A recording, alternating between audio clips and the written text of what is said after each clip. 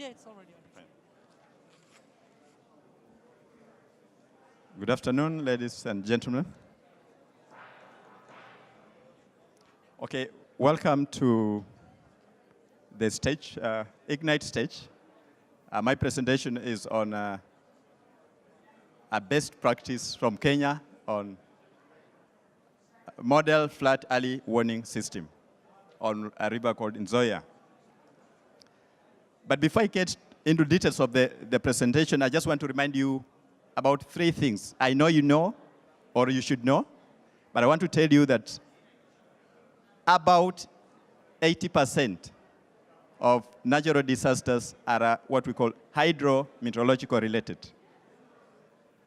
What I mean by that is that they have to do with weather, water, or climate.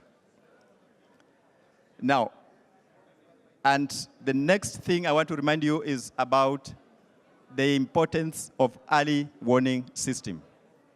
It is spelled out that for an important early warning system, you must identify the risk, you must assess the risk, and you must monitor the risk. And it's with that in mind that I humbly want to share with you the Kenyan experience on model flood early warning system.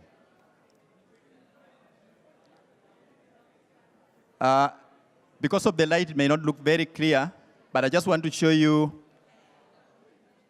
the situation when it's normal.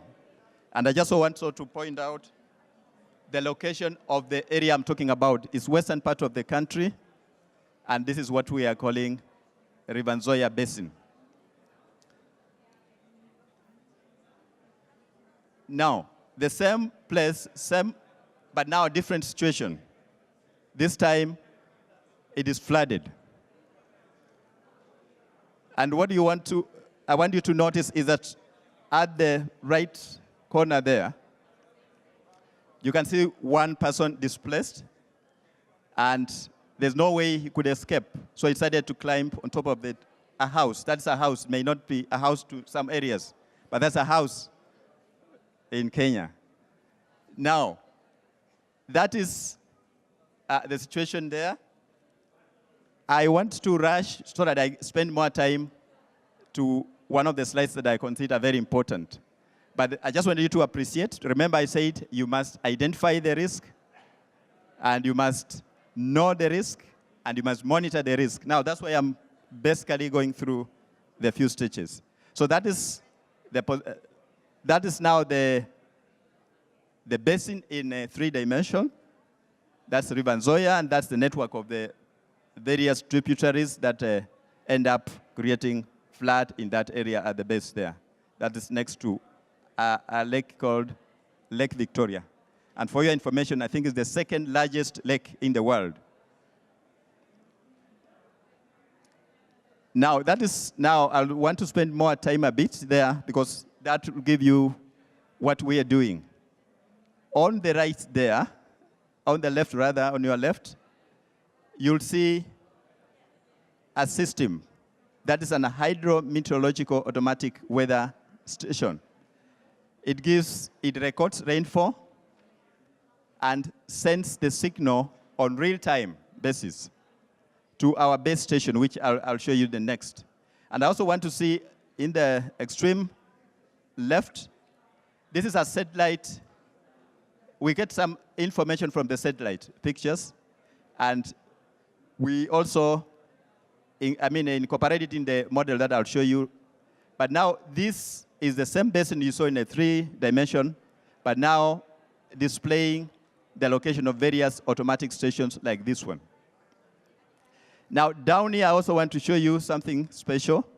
This is a river gauging automatic, what we call automatic radar river level station. It picks the water level and sends to our base station on real-time basis. Now, where you have seen, I don't know whether you can make it out, but there's some red labels there. That's one of the stations where we have a river gauging. Then that is also another level, another place where we have located the river gauging station like that one. Now, this is where I want to spend a bit of more time, and I want you to be very keen, because at some point I may volunteer you to give me some answers to some questions that I'll ask. Now, basically, I don't want to go into the detailed science of it, but I want you to appreciate that there is a data, this column here is data acquisition. This is now, I've been talking about the base station. This is where all the information from the automatic rain gauges and the automatic water level gauges brings information here. Now, this information is displayed graphically there, but now this is water levels. What I want you to appreciate that this is water level, but the model that we are going to work with here doesn't work with water level. So you have to convert it so that you get the discharge or the flow. Now, this also is the basin, but now it's giving us an idea, like when it rains somewhere in this region, you'll be able to detect it. But again, the model does not work with the point rainfall. It works with spatial rainfall. So we have to get calculate aerial rainfall so that you're able to feed it in the model. Now, this is the model. Once you have the information, the right information, you have the observed aerial rainfall, you have observed discharge. Remember what I said there? We work with discharge. Then you also have the observed evapotranspiration and the forecast. The weather forecast or the rainfall forecast of the day, you input there, then it will work out an output. And that output will come out like that. If you are able to see, I don't know whether the light looks like it's a bit bright, but if you are able to see, there are two lines here. This line, the lower line here, gives you an idea about the previous year. Then the upper line here is the current year. But when you get here, you discover it changes the color to purple. So the rest of this is a forecast. It's not measured, but it's forecast. Now, once we have the forecast, we have three horizontal lines here. I don't know whether you notice. There are lines here. These are threshold points. When a water level gets to a certain point there, it will mean either we need to give a warning. Now, this is the coloration. Either you require just to appreciate that it has reached there, so we just give a green color indicating that it's normal, almost no risk. Then when the level gets to, like in this case, our threshold, when it is 4, that is just the normal level. But when it gets to 4, that is at the level of the bank. So there is a chance that it can break the bank and therefore end up flooding. But now when it gets to 5.8, that's a very dangerous point. So we must issue a warning with a red. That is a very high risk. Now, why am I saying that? I've just said the bank level is 5 meters, but we are talking about 5.8. What does that mean? It means we have dikes. The system has dikes that accommodates the overflow from there up to a certain point. Now, what is special about these dikes again? Before we had the dikes, but they used to break very frequently. But now we have redesigned the dikes so that we have a road on top of that dike. That makes it very easy to repair it in case it's required to do so. Now, after all this, what I want you to appreciate, I've already mentioned the colors here, is that information is not for the office. We make sure that it gets to the right people, and that's why we have down here what I'm calling dissemination method. We have those on the mailing list we send by mail.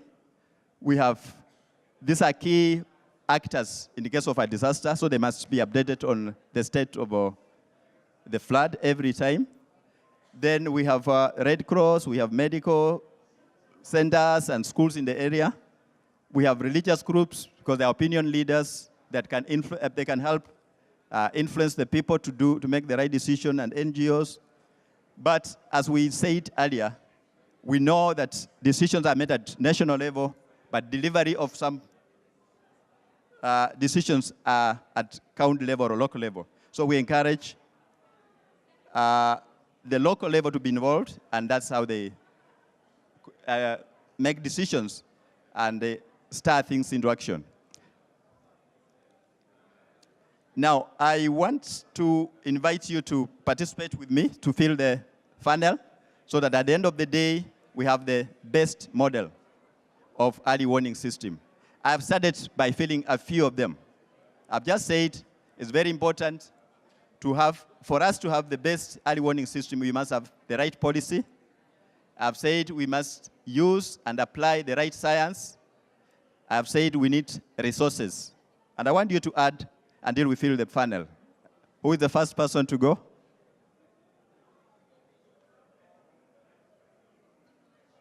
Okay. Okay, I can see another one there, information. Somebody else? Where do we leave the issue of climate change?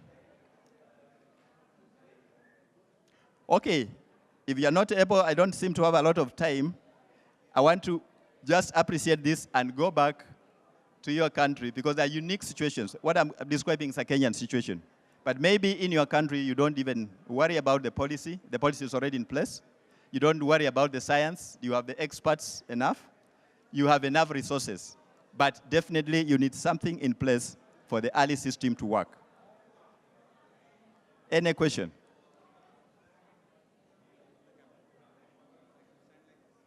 I see none. Either you have understood it or you have missed out all of it. Thank you very much.